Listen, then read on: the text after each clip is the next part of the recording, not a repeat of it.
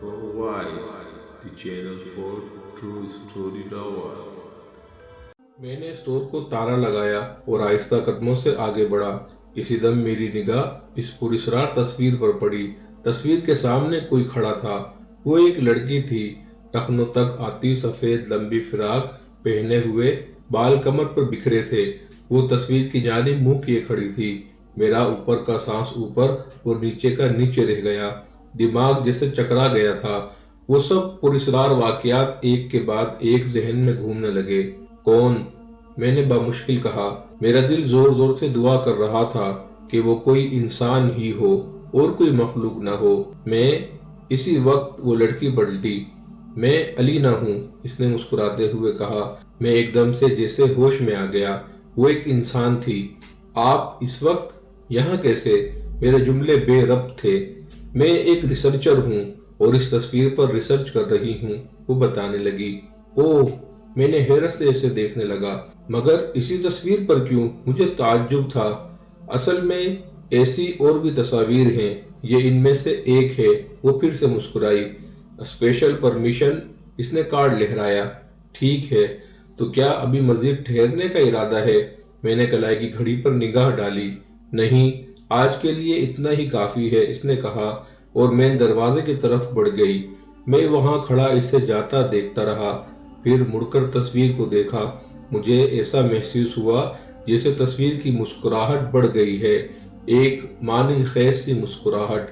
مجھے تصویر سے خوف سا محسوس ہوا اور میں تیز قدموں سے مین دروازے کی طرف بڑھ گیا۔ اگلے دن ایک عجیب سی بات ہوئی۔ میں حسب معمول اپنا کام کر رہا تھا۔ اس دن گیلری میں معمول سے زیادہ چہل پہل تھی۔ ایک اسکول کے بچوں کا اسٹڈی ٹور تھا۔ بچے یہاں وہاں بھاگ رہے تھے۔ ہمیں بہت احتیاط سے کام لینا تھا۔ سب ورکرز کو یہ ہدایت دی گئی تھی کہ کوئی بچہ تصویر کے آخری حصے میں نہ جائے۔ اس لیے میں اور میرا ایک اور ساتھی وہاں پراسرار تصویر والے حصے کی نگرانی کر رہے تھے۔ تصویر بیش قیمت ہونے کے ساتھ ساتھ اپنے اندر پراسراریت بھی رکھتی تھی، اسی لیے یہ اقدام کیا گیا تھا۔ اچانک ایک بچی جس کی عمر 10 سال ہوگی وہاں آ گئی۔ میرا ساتھی فوراً اس کو لے کر جانے لگا، مگر وہ ہاتھ چھڑا کر بھاگتی ہوئی اسی پراسرار تصویر کے پاس آ کھڑی ہوئی۔ میں بھی جلدی سے اس کی طرف لپکا۔ ہم دونوں اس کو واپس بھیجنا چاہتے تھے، مگر وہ بولی، یہ تصویر کس کی ہے؟ میں نے کہا، بچوں کا یہاں آنا منع ہے۔ مگر میں اسے پینٹ کرنا چاہتی ہوں، وہ چلائی۔ ہم دونوں نے ایک ساتھ اسے منع کیا اور مشکل سے اسے واپس اس کے اساتذہ کے حوالے کر کے آئے۔ شام 5 بجے اس آرٹ گیلری کے دروازے بند کر دیے گئے۔ تمام اسٹاف اور اہل قلم رخصت ہو گئے تھے۔ صرف کچھ لوگ ہی باقی تھے جن کا کام تصویر کی نگہداشت کرنا تھا۔ میں بھی ان میں سے ایک تھا۔ جیسے ہی میں اور میرا ساتھی تصویر کو اسپرے کرتے ہوئے آخری حصے کے پاس آئے، ہمارا دل جیسے دھڑکنا بھول گیا۔ تصویر پر کسی نے سرخ رنگ سے لکھا تھا، للی اب میری ہے۔ مجھے چکر آ گیا، یہ تصویر کون خراب کر گیا؟ میں نے دونوں ہاتھوں میں سر تھام لیا اور وہیں بیٹھ گیا۔ یہی حال میرے ساتھی کا بھی تھا۔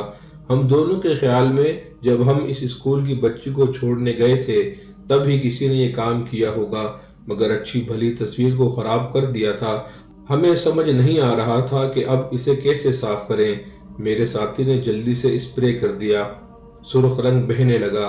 تصویر مزید خراب ہو رہی تھی۔ اب کیا ہوگا؟ اس سوال کا جواب سمجھ نہیں آ رہا تھا۔ آخر مجھے ایک ترکیب سمجھ میں آئی۔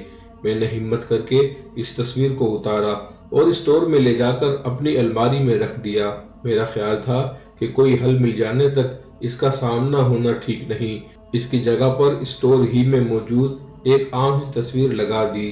ہم دونوں ہی پریشان تھے۔ اگر کسی کو اس بات کا علم ہو جاتا تو ہمیں اپنی نوکری سے ہاتھ دھونا پڑتا اور ساتھ ہی بھاری جرمانہ بھی عائد کیا جاتا۔ میرا ساتھی بولا، تم بھی ایک مصور ہو، اسی طرح کی ایک اور تصویر بناؤ۔ اگر یہ تصویر ٹھیک نہیں ہوئی تو اس کی جگہ تمہاری بنائی تصویر لگا دیں گے اور کسی کو پتہ بھی نہیں چلے گا۔ اس مشورے پہ عمل کرنے کو دل تو نہیں مانتا تھا، مگر میں مجبوراً راضی ہو گیا۔ میں نے فیصلہ کیا آج رات تاخیر سے گھر روانہ ہوں گا اور جاتے ہوئے اس تصویر کو چھپا کر ساتھ لے جاؤں گا۔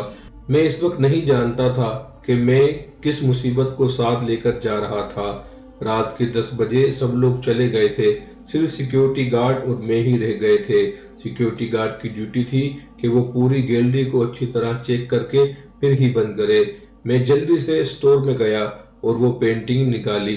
تصویر بے حد بدنما ہو گئی تھی، مگر شکر تھا کہ اس کا چہرہ خراب نہیں تھا۔ میں نے جلدی جلدی تصویر کو کینوس بیگ میں ڈالا اور جانے کے لیے نکل آیا۔ میں اکثر اپنا کینوس بیگ لاتا اور لے جاتا تھا۔ ایک مصور ہونے کے ناطے مجھ پر کسی کو شک نہیں ہو سکتا تھا۔ منصوبے کے مطابق میں یہ تصویر لے کر یا چرا کر گھر پہنچ گیا۔ ایک دن بعد کرسمس کی چھٹیاں آ رہی تھی اور میرا ارادہ تھا کہ میں ان دنوں میں ہی یہ تصویر یا تو صحیح کر لوں گا یا بنا لوں گا، لیکن کاش میں اسے گھر لے جانے کی غلطی نہ کرتا۔